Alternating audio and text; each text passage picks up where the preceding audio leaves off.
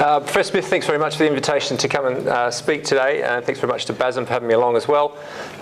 Really happy to be talking about this today. I've been working in rugby for the last 6 or 7 years, so two of my areas I'm very interested in, and probably I'll whisper it, but cricket is definitely my favourite sport, and stress fractures is a subject that I've been very fond of over the years as well. So really nice to be able to revisit this with you today. So we're going to talk about this particular group of individuals, and again, not just at this level, but from, probably the most likely you guys are going to see are from 14 to 18-year-olds with this particular problem. But these guys, I think there's nothing better than watching a really good fast bowler run in on a conducive wicket. And there's nothing like it, watching Stuart Broad at Trent Bridge. I think it's a fantastic sight in sport. And these guys bowl 90 miles an hour, 150 kilometres an hour. That's pretty much what you've got to be able to bowl at consistently to be an international cricket fast bowler. And you might have to do that 180 times a day if you're bowling 30 overs in a day. And you might have to do that again 3 to 4 times a week if you're playing a test match. So, it's a pretty strenuous activity. You think cricket's a pretty sedentary game, but this is definitely one of the most dynamic activities in sport, along with maybe baseball, pitching, that type of activity. And not unsurprising then, cricket fast bowlers have injury rates that are very much comparable with rugby league players, with NFL players, with AFL players. So 20% of fast bowlers will be unavailable due to injury at any given day, and that's exactly the same as what the rate is for rugby players, international rugby. And the most important of those injuries is lumbar stress fracture. It accounts for 15% of all time loss injuries in cricket. There are very high rates in fast bowlers. When I started working on this in 2007 and 8, half of the England fast bowling program, the elite fast bowling program, which was the best 16 to 20-year-olds over a 2-year period, half of them missed a season, 50% of them missed a season with a lumbar stress fracture. And it ends your season if you get diagnosed with one of these, and potentially it can be career-threatening as well. So things that we're going to discuss in this next half hour are how you recognise them. And I think that's really, really important, because this is one element of back pain that you do need to diagnose and to stage. And so we'll talk about that.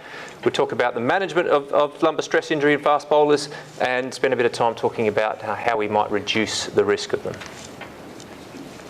So what other trunk injuries do fast bowlers get? Well, they get bone stress injury. I'm not quite sure why the radiologist needed to put the big arrow on that. It was fairly self-evident where the uptake was in this guy's spine. But bone stress injuries definitely in the posterior elements of the lumbar spine. I hope everyone had a good look at that model that came around early on.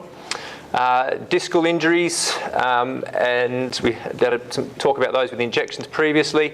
This is another one that's particularly unique, almost unique to fast bowlers in cricket, where they get a strain injury of the internal oblique muscle where it attaches onto the ribs. And the average time out for those is 7 weeks.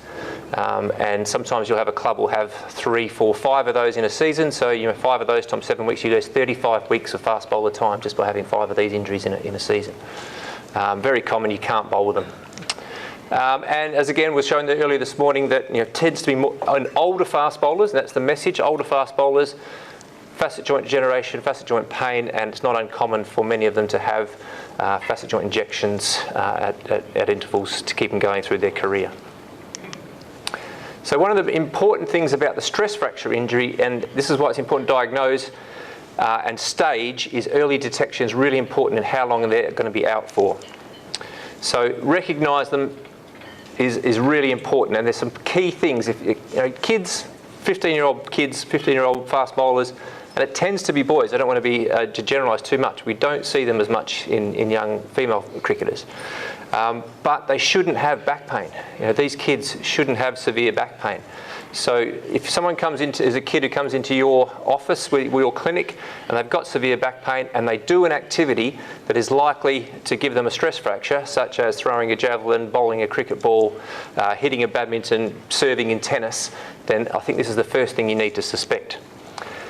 The first stage of that is probably what we term a stress reaction, where the bone is starting to not cope with the load that's placed under. And what we see clinically or on imaging is you see bone marrow edema. So you see edema in the posterior bony element, swelling in there, high signal on MRI scanning. And sometimes you see alongside that, you see some periostitis. I say